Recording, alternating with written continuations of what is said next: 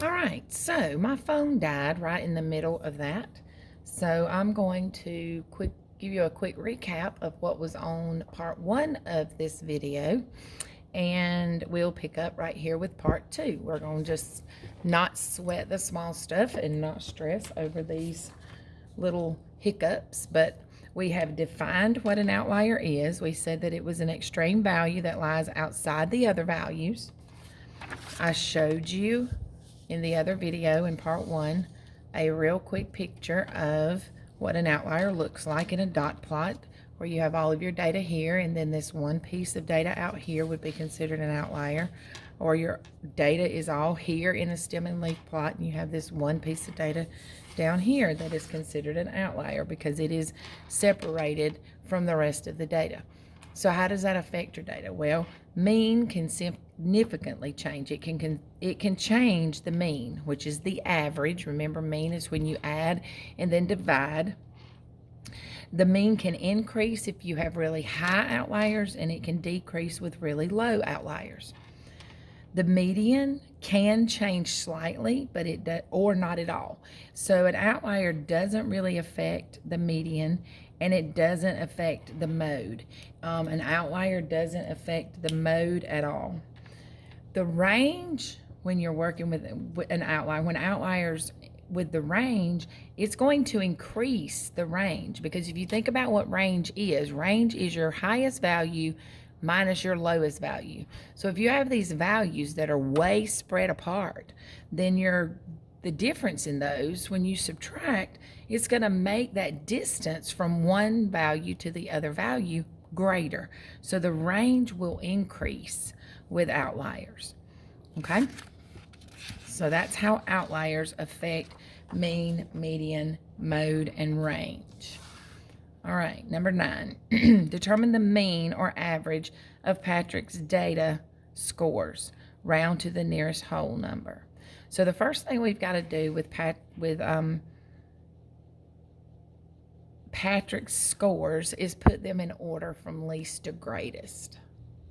So I have my scores in order from least to greatest.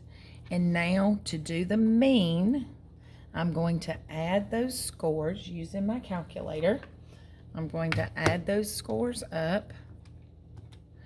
3 plus 10 plus 12 plus 13 plus 14 plus 15 plus 18.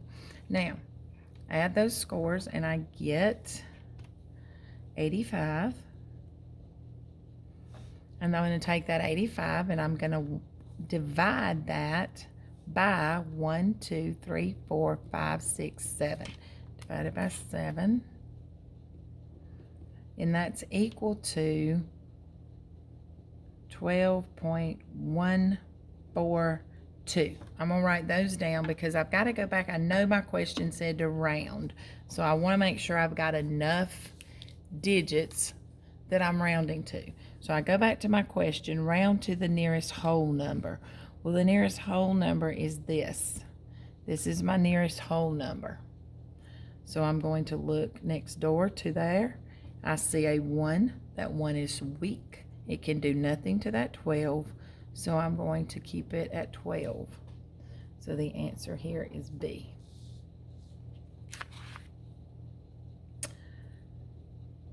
Compare the modes for the sets for both SpongeBob and Patrick. So the mode for SpongeBob. Let's go up here. Remember, mode is the most. Mode is the most. So for SpongeBob, 10 is my mode for SpongeBob. So I'm just going to put my 10 right there.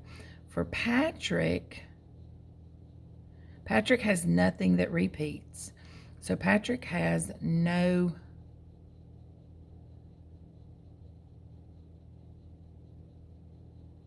zero mode.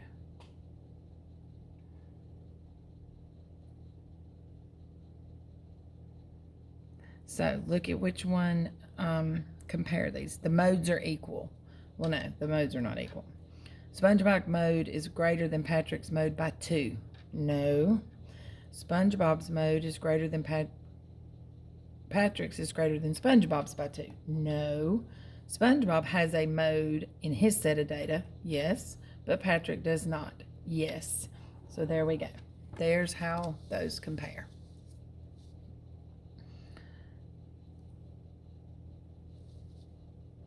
Determine the range of each set of data and then compare those ranges. So range means I'm going to take my biggest number minus my smallest number. So for SpongeBob, my range is going to be 18. No, I'm sorry. My range is going to be 38. All right, let me stop a minute, come back up here. I just noticed something. SpongeBob had two modes, 10 and 38. It does not change our answer here, but he did have two modes. And I just want to remind you that you can have more than one mode and you can have no mode. So I did want to go back and fix that. So 38 is also a mode there for SpongeBob as you're studying. Just kind of remember that. So SpongeBob has his biggest number is 38 minus the smallest value is 8. So that gives him a range of 30. For Patrick, we have a value of 18 minus 3, which is 15. So let's look at what this says. The ranges are equal. No, they're not equal. The ranges are impossible to determine. No, we were able to determine them. SpongeBob's range is greater than Patrick's by 15. Well, look at there. That's true. Patrick's range is greater than SpongeBob's by 15. No. So the answer here is C. SpongeBob's range of 30. SpongeBob's range, which was 30, is greater than Patrick's range, which was 15, by 15. And that is a true statement. Compare the medians for both sets of data. So I'm going to come right here and let's do SpongeBob's median. And the way I'm going to have to get the median is I've got to put my data in order from least to greatest and look at it, okay? All right, so I've put my data in order from least to greatest. So I have my SpongeBob data and my Patrick data. So let's find out what SpongeBob's median is. And the way we're going to do that is we're going to take one off the front, one off the back, one off the front, one off the back, one off the front, one off the back. That leaves us right there with 12. SpongeBob's median is 12. Let's do the same thing right here with Patrick. One off the front, one off the back, one off the front, one off the back. And we have 13. So now let's look at our answer choices. SpongeBob's median is 10. Well, no, SpongeBob's median is not 10. Patrick's median is 13. Yes, Patrick's median is 13. SpongeBob's median is 1 greater than Patrick's median. No. Patrick's median is 1 greater than SpongeBob's median. No. So the answer here is B. Patrick's median is 13. Okay. I will put I'm going to put I'm going to put the key online for you to look at. So if you need to go back and look at your answers or take some more notes. But you can pause the video if you need to and rewind and do whatever you need to go back and go over this. Compare the medians of the two plots above. So the median, let's label these first. Okay? Just as a reminder of what we've got here. On a box and whisker plot, this first line here, this is my lower extreme. This is my upper extreme. This is Q, well, we call that lower quartile. So this is LQ. This is your median, and this is UQ, which is your upper quartile. So here's my lower extreme, my upper extreme, my lower quartile, my upper quartile, and my median. Okay? compare the two medians. So let's first figure out what our medians are. So I like to use some kind of straight edge, and I gave you a little black rectangular straight edge piece. So the median here, I'm going to mark it on my number line in pink so I know. And then I'm going to come here and mark this one. So I'm calling this one would be about 95. And this one will do about 87, or we'll say 88. Okay. The medians are 95 and 90, so the median of the first A is greater than the median of the second. The medians are 95 and 90, so the median of the second is greater than the first. Now, here's what one of the problems on here, that we actually, I think when this study guide was created, it was intended for this median. It was really intended for this median to be right here. So that the medians are 95 and 90, so the median of the first, which is this one, is greater than the second. So that would actually be true, right? This would actually be true if this lined up right, and it does on your test, so don't be concerned about that. The medians are 95 and 90, so the median of the second, well, this is not a true statement. The medians are both 90. No, we know that to be not true. The medians are both 95. No. So the answer here is supposed to be A, and this just got a little wonky when we were, but they are supposed to be 90 and 95. So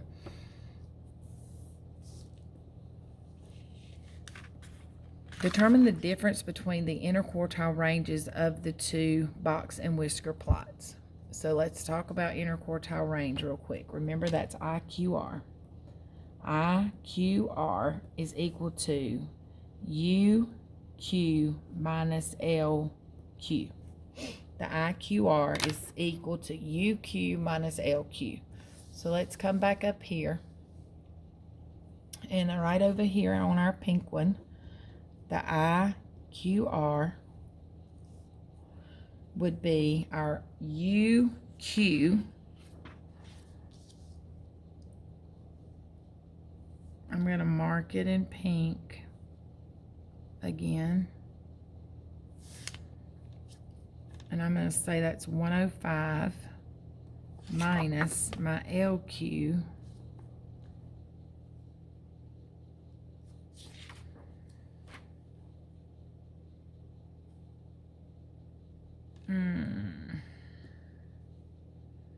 I'm going to say that's probably about 76. We can't really call that 75 if it's not a true 75. Well, it's not a true 75 because it's not right in the middle, but I'm kind of wondering if it's supposed to be. But let's put it at 76 and see what we get. So we get 29 right here. All right, so then UQ here, so our IQR here,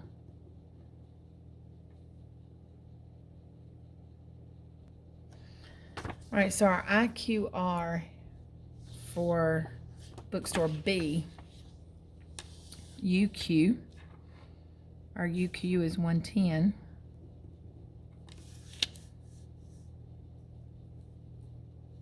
And our LQ is about 71.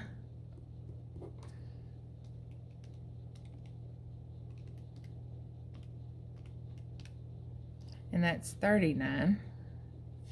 So now let's look at what the answer choices are saying and decide if we can kind of figure out what our answer needs to be. Because sometimes when the lines don't line up exactly, you have to then use some good math common sense. So The difference between those is 10. The difference between those is 10. Now, I'm thinking that this answer, this one, number 14, did not have a correct answer choice. I'm almost positive that we meant for this right here to be a 10. Okay, so answer choice A should be the answer there, because I know this because I know that we realized that there are no right answers here.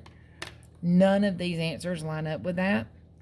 So we actually have the right values right here. We actually have put the right values here, and we have a difference of 10. So the difference between the interquartile ranges would be 39 minus 29, which is 10. And we know, I know that 15 should have been a 10. So I know that the answer is A. The thing that you need to walk away knowing is how to find the IQR. That IQR is your upper quartile minus your lower quartile. And you see how I wrote it out here and did my subtraction. So we know that those are not the right answers. But understanding how to find the IQR is the most important thing there. And if you can find the IQR effectively and the way you're supposed to, the interquartile range, if the way you're supposed to, you'll be able to do the question that's on the test. So let's move on to number 15. The scores that Supergirl earned on her first 4 mathematics tests were as shown. She earned a 92 on her 5th mathematics test. Determine which of the following measures does not change when her 5th score is included. Well, we don't even have, immediately you're thinking, oh my gosh, I got to find the mean, the median, the mode, and the range. No, you don't. Because if you remember back to what we just put on this piece of paper with all of our notes about mean, median, mode, and range, and how putting in another score may or may not change it. So let's just look at something for a minute. Here are her scores. We're now going to add a 90. Well, let's do this first. Let's just do the mean, the median, the mode, and the range. We don't really have a lot of outliers, so we really can't go back to that other paper. I was not sure what I was thinking. But, so, the mean here, let's rewrite these in order from least to greatest. 92, 95, 96, 99. It won't take us long to do this. First of all, we can see right now that the mode is 0. There is no mode. Okay? The mean is going to be all of these added up. We're going to add these. 92 plus 95 plus 96 plus 99. And we get 382. And then we have to divide that by 4. Which is a 95. Oops, I'm sorry. Divide that by 4. And we get a 95.5, which is a 96. The median right now is going to be right there. What's between 95 and 96? 95.5. The mode is, the mode we know is no mode. The range is 99 minus 92. And that's 7. So now, we're going to come right over here. And we're going to do the same thing with our data. But we've got to add this 92 in here. But I'm not going to put it at the end. I'm going to put it at the front because I want it to be in order from least to greatest. So now we've put this 92 in here. I'm going to erase that line. So let's go back now and find the mean. So we got to add those up again.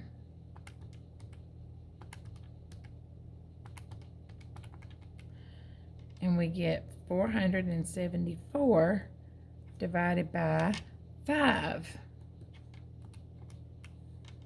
which is a 94.8, which is a 95.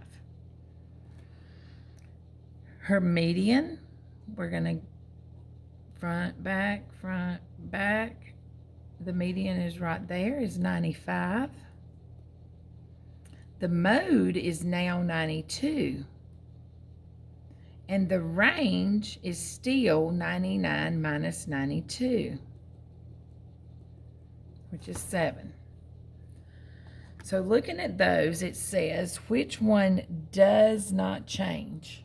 Well, the only thing from here, so let's get a different color. We're looking here and here. Did that change? It did. The mean changed, so that can't be the answer. The median from here to here, it changed. The mode from here to here, it changed.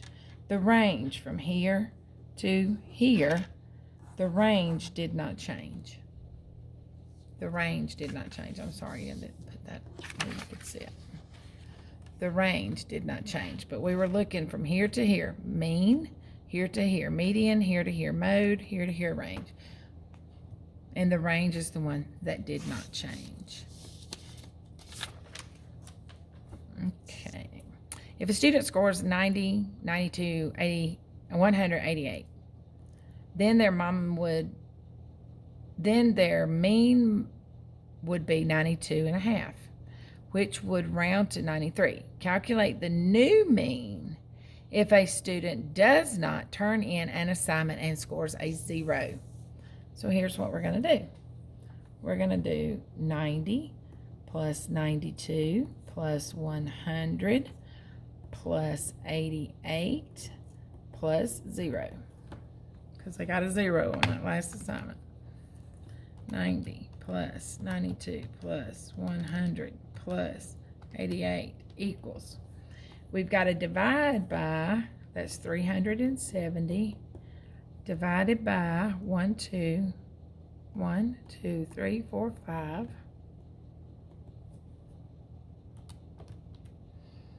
Which is a 74. So, their new average. So with that 1 0, their average dropped from a 92.5 to a 74. Sorry, guys. A student has scores 100, 99, 50, 75, and 70. Determine which would be the best representation of data if the student wanted to convince a parent that he or she was doing well in class. Well, let's just go ahead and find the mean, median, mode, and range and decide which number we want to share with mama and daddy, okay? So, to do that, we want to put our data in order from least to greatest. Got a 50 down here, don't we? 50, 70, 75, 99, 100. So let's find the mean first.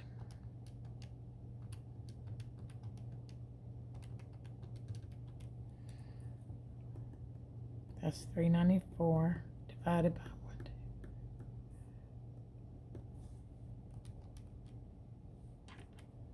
That's a 7. All right, so our mean is a 78.8, which we're going to just call a 79. So I'm going to put 79 right there for the mean. The median, one on the front, one on the back. So there's my median. It's a 75. The mode, there is no mode. And the range is going to be 100 minus 50, which is 50. So, of the mean, median, mode, and range, which one are you going to try to use to convince your parents that you're doing okay? I would assume the mean, because the mean is the highest of all of those. All right. So, last one. Come up with a survey question and place to ask the survey question. Determine if it is biased or unbiased and explain your answer. Guys, I'm just going to tell you, you ain't got to come up with nothing. Because if you use, we're going to work smarter, not harder. Work smarter, not harder. Don't write this on your test. This is just me telling you to work smarter, not harder. But if I go back to the first page of our study guide, this page right here, numbers 1 through 7, have an abundance of things that we could use to answer this question. Let's look at this.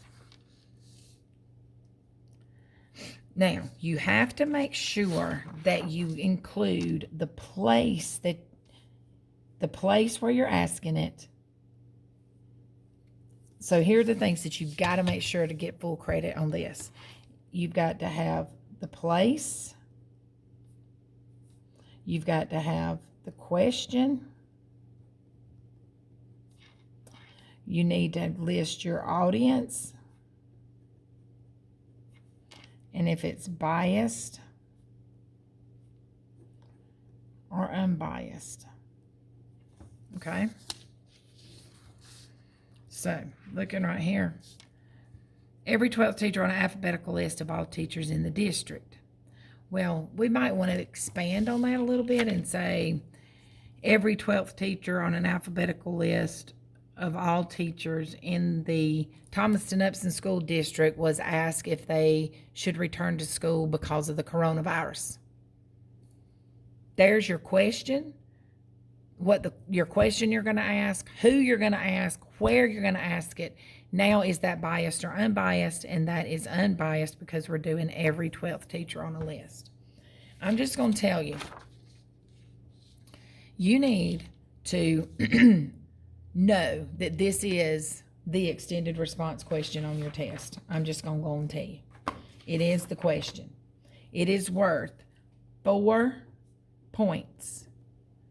4 points means that it is worth 4 questions, not 4 points. So instead of our test being 17 questions long, it is 21 questions long.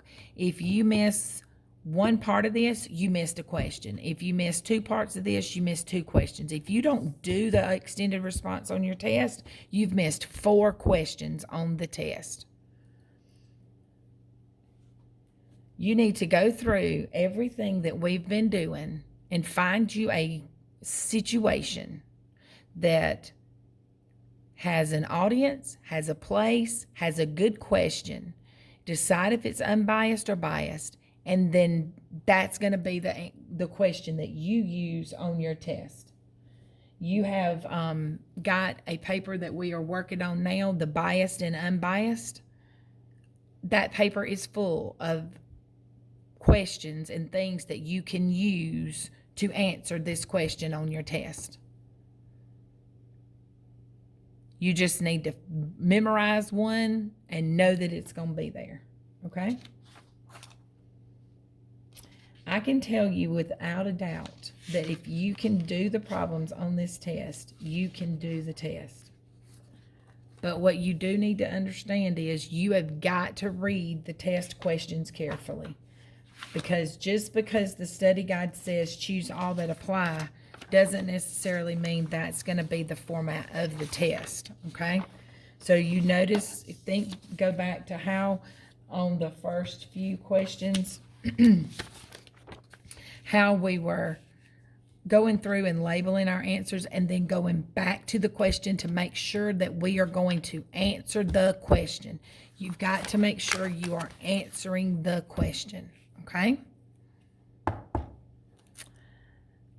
I hope that you are going to get to see this evening, and tomorrow we will go over a little more, and then you'll have another night to study, and your test will be this Friday. Write your questions down in your notes book or on paper so that you can ask them in class. Good luck!